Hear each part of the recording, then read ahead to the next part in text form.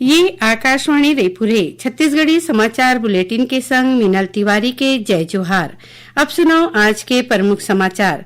केंद्र सरकार कोतिले छत्तीसगढ़ समेत देश ले नक्सलवाद ला पूरा खत्म करे के तय समय सीमा के आज आखिरी दिन।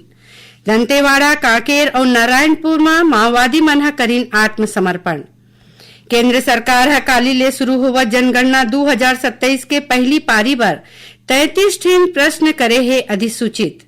खेलो इंडिया ट्राइबल गेम्स में छत्तीसगढ़ के महिला फुटबॉल टीम ह आज सेमीफाइनल मुकाबला में अरुणाचल प्रदेश ला हरा के फाइनल में जगह बना ले है। उन्हें प्रदेश के सिद्धार्थ नागेसा शॉर्ट पुट मुकाबला में स्वर्ण पदक जीतीस। और भगवान महावीर के जयंती आज छत्तीसगढ़ समेत देश भर में उत्साह के संग मनाए जाते। अब समाचार विस्तार ले। केंद्र सरकार कोतिले छत्तीसगढ़ समेत देश ले नक्सलवाद ला पूरा खत्म करे के तय समय सीमा के आज आखिरी दिन है। मुख्यमंत्री विष्णुदेव साय आज के दिन ला छत्तीसगढ़ में नक्सलवाद के खिलाफ लड़ाई में ऐतिहासिक दिन बताए हैं। उमन किहिन की छत्तीसगढ़ अब नक्सलवाद जैसन नासूर ले बाहर निकल के विकास, विश्वास और सुशासन के नवा युग के शुरुआत करत है। श्री साय एक श्रेय प्रधानमंत्री नरेंद्र मोदी और केंद्रीय गृह मंत्री अमित शाह के मजबूत अगुवाई, रणनीति और अडिग इच्छा शक्ति ला दी। मुख्यमंत्री हकीहीन की नक्सलवाद छत्तीसगढ़ मुख्य रूप ले बस्तर क्षेत्र के विकास ला बंधक बना के राखे रहीस। प्राकृतिक संसाधन ले भरे हुए के बादो बस्तर करीबन 40 बछर तक विकास ले दुरिया रहीस। उमन किहिन की अब स्थिति बदलत है और बस्तर विकास के मुख्य धारा में मजबूती ले लहुटत है। दंतेवाड़ा जिला में आज 4 महिला समेत 5 झीन माओवादी मन ह आत्मसमर्पण करीन है। एकर मन ऊपर 9 लाख रुपया के इनाम घोषित रहीस। ये माओवादी मन ले मिले जानकारी के आधार में सुरक्षा बल ह आने जगह में डंप करे गए SLR, इंसास, BGL समेत 40 ठीन हथियार बरामद करे हैं। उन्हें कांकेर जिला में आज 2 झीन माओवादी मन ह हथियार समेत आत्मसमर्पण करीन है। जिला के पुलिस अधीक्षक निखिल राखेचा बताइन कि पाछू 5 दिन 9 झीन माओवादी मन ह हिंसा के रद्दा छोड़ के समाज के मुख्य धारा में शामिल होए के फैसला ले हैं। बस्तर रेंज के पुलिस महानिरीक्षक बाकी बाचे माओवादी मन ले घलो आत्मसमर्पण करे के अपील करीन। यही बीच नारायणपुर जिला में एक इनामी माओवादी है पुलिस अधीक्षक रॉबिन्सन गुड़िया के आगू आत्मसमर्पण करे हैं। एकर ऊपर 1 लाख रुपया के इनाम घोषित रहीस। उन्हें सुरक्षा बल है माओवादी मन कोतिले डंप करेगे 59 ठीन हथियार बरामद करे हैं।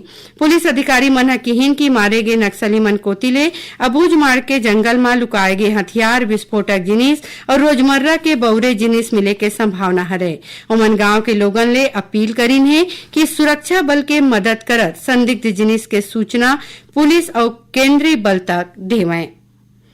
केंद्र सरकार है काली ले शुरू हुआ जनगणना 2027 के पहली पारी बार 33 ठीन प्रश्न अधिसूचित करे है। नई दिल्ली में संवाददाता सम्मेलन में भारत के महापंजीयक और जनगणना आयुक्त मृत्युंजय कुमार नारायण बताइन की जनगणना 2 चरण में होही। पहली चरण में घर घर जाके सूचीकरण और स्वगणना के काम पूरा होही। ये चरण राज्य और केंद्र शासित प्रदेश कोतिले तय कार्यक्रम के मुताबिक 30 सितंबर तक चलही। केंद्र सरकार 15वां वित्त आयोग के अनुदान के तहत छत्तीसगढ़ समेत 8 राज्य ला 2461 करोड़ रुपया ले ज्यादा के रकम जारी करे है। एकर उद्देश्य गांव के स्थानीय शासन ला और मजबूत करना है। केंद्रीय पंचायत राज मंत्रालय है बताइन कि छत्तीसगढ़ ला करीबन 387 करोड़ रुपया के रकम जारी करे गए है। मुख्यमंत्री विष्णुदेव साय आज रायपुर में 300 बेसिक लाइफ सपोर्ट और 70 ठीन एडवांस लाइफ सपोर्ट एम्बुलेंस ला हरियर झंडी दिखा के प्रदेश के सबो जिला बर रवाना करीन। एकर संग डायल 108 एम्बुलेंस के सबो सेवा प्रदेश भर में तत्काल प्रभाव ले शुरू हो गए है। ये पहल ले प्रदेश में पहली घाव 5 नियोनेटल ALS एम्बुलेंस सेवा घलो शुरू होए है। ये मौका में मुख्यमंत्री हकीहीन की राज्य सरकार के लक्ष्य है कि शहरी क्षेत्र में 15 मिनट और गांव गंवई के क्षेत्र में 30 मिनट के भीतरी एम्बुलेंस सेवा मिल जाए, जेकर ले जरूरतमंद मरीज मन बर ये बेरा में स्वास्थ्य सहायता मिल सके।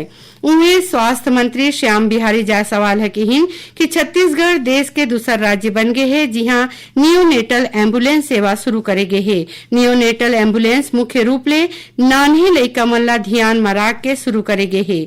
एमा एक्यूवेटर, वेंटिलेटर, सक्शन मशीन और ऑक्सीजन सपोर्ट जैसन 41 किस्म के आपातकालीन जीवन रक्षक सुविधा हवे। छत्तीसगढ़ी समाचार बुलेटिन आप मन आकाशवाणी रायपुर ले सुनत ह। अब आगू बढ़बो बाँचे समाचार कोती।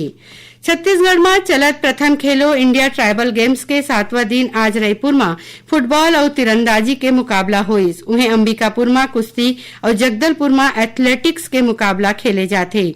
छत्तीसगढ़ के सिद्धार्थ नागेसा आज एथलेटिक्स में शानदार प्रदर्शन करत 2 ठिन पदक जीतिन। पुरुष वर्ग के शॉर्टपुट मुकाबला में नागेसा स्वर्ण पदक जीतिन। उन्हें मेंस डिस्क थ्रो में सिद्धार्थ नागेसा रजत पदक जीते हैं।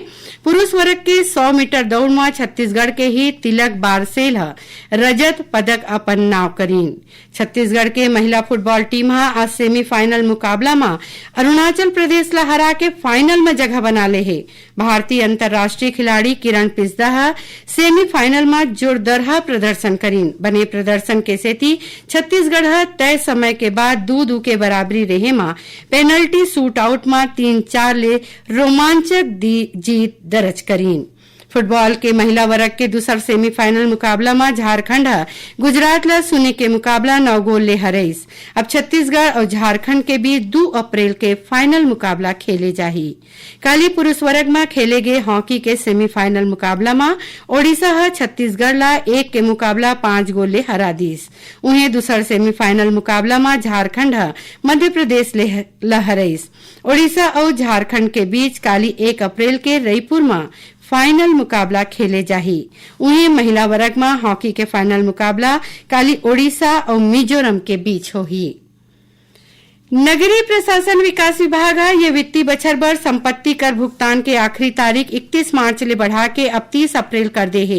एकर बाद भुगतान करे में 17% सरचार्ज देबर पड़ही। विभाग कोती ले जारी आदेश के मुताबिक सबो नगरीय निकाय ला 30 दिन के अलग ले बेरा देगे है।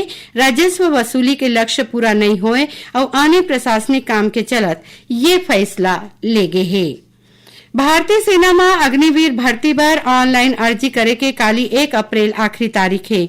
जो उम्मीदवार एम अर्जी करना चाहत हैं उमन भारतीय सेना के आधिकारिक वेबसाइट में अर्जी कर सकत हैं। अग्निवीर भर्ती में जनरल, तकनीकी, लिपिक, स्टोर कीपर, ट्रेडमैन के संगे संग सेना पुलिस, स्थायी कैडर, नर्सिंग असिस्टेंट और सिपाही फार्मा के पद में भर्ती करे जाही।